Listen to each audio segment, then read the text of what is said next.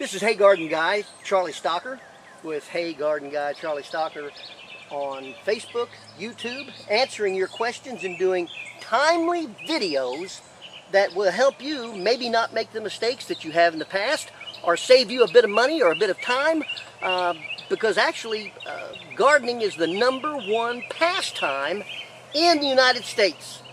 So, and quite honestly, I find that my mistakes I learn more from than I do my successes. But what I'm showing you here, on this particular plant, it's a pear tree, and you're looking at fire blight.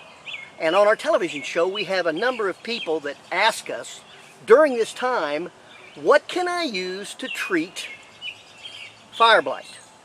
And here's what we found, and here's what we're finding. Fire blight comes on particular trees, primarily the pears and the apples, whereby we have a heavy, rainy spring season. And that's what we've had this past year. If you want to treat fire blight, the chemical you use is streptomycin. And you spray it on all the affected parts of that particular plant.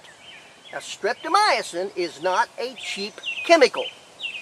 And you want to dip your pruners down in some alcohol, just rubbing alcohol, every time you clip, because you'll pass that along into other branches as you're taking off those spurs that are in fact dead.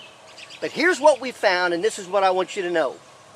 I've seen people trim all of the dead off, do it exactly the right way, use the streptomycin, and the next year, let's say they don't get it. And I've seen people who have not done a thing with fire blight.